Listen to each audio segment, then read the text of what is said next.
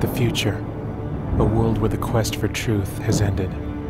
Although some of us are trying to keep it alive. Hey, Rand, do you think Vincent's okay? He's become more tense and distant every day since Isaiah died. I'll make sure we get back on track, even if I gotta save everybody from themselves. We've got our share of enemies. Hey, you can't come here!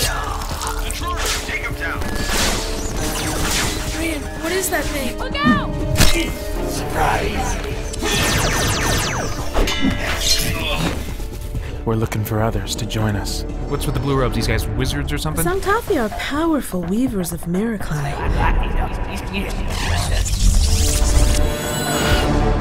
We thought we'd found some allies. Encircle them, brother. They cannot return with us to the village, and we must purify this place of their stain. We were wrong. Are we ready, brothers? Let's begin. Burn, ungodly filth! What do you want? To make you ours or to make you despair? Spirit Blade Productions presents. Do you have any idea how much I will make you suffer? The horrific agony that I will inflict. Spirit Blade Dark Ritual. Hell will be a refuge for you when I'm finished. For more information, visit spiritblade.com.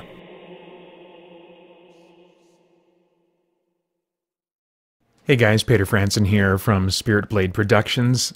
Just wanted to take a couple minutes now and reflect on what happened 10 years ago, November 11th, because it's pretty significant to me and to Spirit Blade Productions. That's the day that Spirit Blade Dark Ritual was released, the second part of the Spirit Blade audio drama trilogy. And it's significant to me because, well, it was just a big step forward in a lot of ways. It was a big jump forward in terms of production quality. I had just learned so much throughout the process of working on the original Spirit Blade. So much so that I really sensed as I was listening to it, and then I just heard from others repeatedly who, heard Dark Ritual, saying that, boy, this is like such a leap forward from Spirit Blade. And I think that there was just I think that my tastes were undergoing some changes in terms of what I liked in fiction, so I was starting to bring that into the trilogy as well. It was going for a more serious tone, maybe a more grounded tone. When I think about the performances, I really made an effort to, in my performance and in all the other performances that I directed of those who were coming back from the original Spirit Blade, to kind of bring the inflection levels down a little bit. I had been inspired by a particular brand of audio drama when I was leading up to the production of the original Spirit Blade, and I just kind of wanted to divert a little bit from that and explore just some more subtlety in performances. And I knew we were going to be going to a heavier, darker place, and so I didn't want I wanted the performances to be able to kind of match the tone of where we were heading, and that's another thing that was really significant about Spirit Blade Dark Ritual, which I won't spoil for anybody who hasn't heard that project yet, but there is a very significant character death that I think for a lot of people, especially at the time, represented a real sharp left turn in what you would expect, not just from Christian fiction, but from fiction in general. I chose to go a route in killing off a character that is not often seen in most fiction. I think because it's just maybe a little bit too disturbing, or I think that you can do things in audio drama that you can't do in a visual format. You can, the content of the story in Spirit Blade Dark Ritual, if it was made into a movie and had visuals to match the sounds that you're hearing, it would be a rated R movie. There's no question in my mind.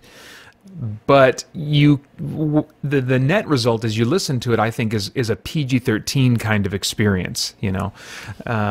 And so anyway, I really was kind of testing boundaries and pushing, you know, the limits of kind of where you could go with science fiction or a story in general that kind of had a Christian label on it. I mean, certainly since then, there's been many, many more people that have been exploring, you know, adding an edgy side to Christian fiction, but there was hardly anyone that I could think of that was doing it at the time, and so that was there was some kind of risk involved with that. Sometimes I was like asking myself, and I still go back when I listen to Dark Ritual, I think, "Ugh, did I take that a little bit too far?" In some instances, and so anyway, but it was it really kind of helped set the course and define what Spirit Blade Productions does in terms of audio drama. And it was the quality benchmark for a while. It was received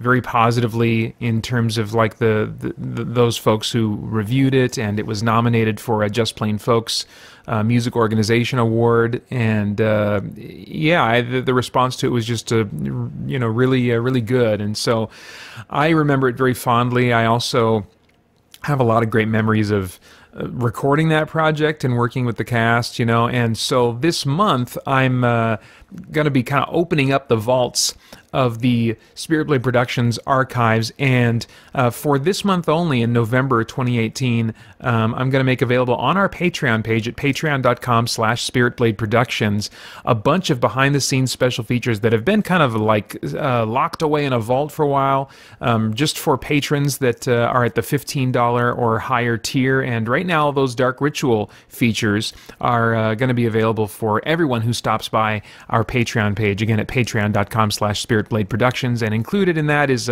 the commentary, the multi-part commentary that I recorded for the entire project, where I give a lot of insights into what I was thinking while I was, oops, my phone's going off, what I was thinking while I was writing certain parts of the story, what was going on while I was recording and working with the actors. And there's also a bunch of like behind the scenes stuff. There are interviews with Randy Hessen, who plays Vincent Kraft, and Michael Tully, who plays Rand Galvanic, and Melissa Van Slyke, who plays the High Priestess, as well as Sean Anthony Roberts, who plays Salos.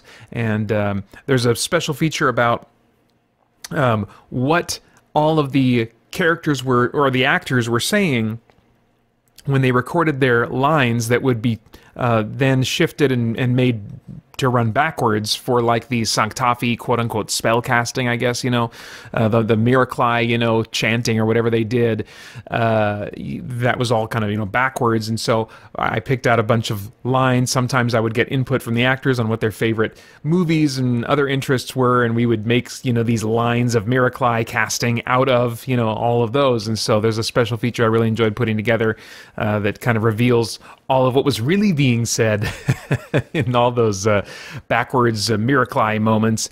And possibly my favorite from the bunch is a two-part series called Behind the Scenes with Pater and Tully, and I recorded that with Mike Tully, who is a college buddy of mine who's done these audio dramas with me, and had a great time with him. And like that, those...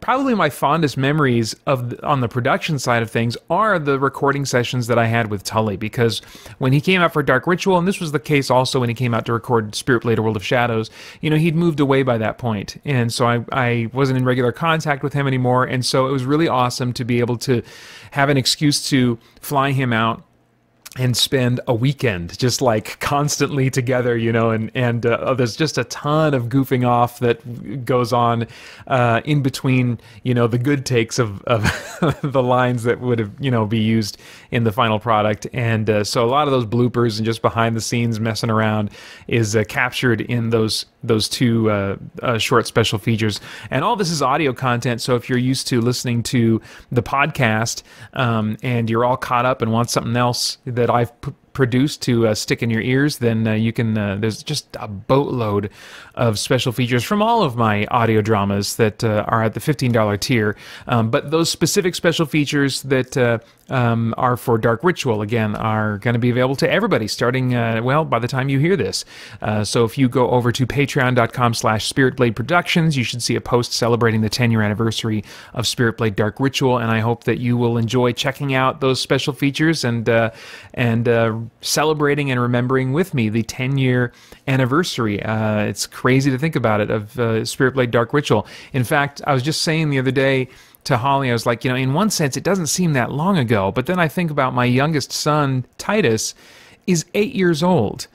And so he wasn't born until 2 years after the release of Spirit Blade Dark Ritual. And if you're a parent, you probably can relate to what I'm about to say, and that is, I can't imagine a world in which I existed without one of my sons, And so in that sense, that's when it really seems like a lifetime ago. So anyway, I hope you'll enjoy checking that out at patreon.com/SpiritBlade Productions and celebrating this milestone with me. Thanks. Bye.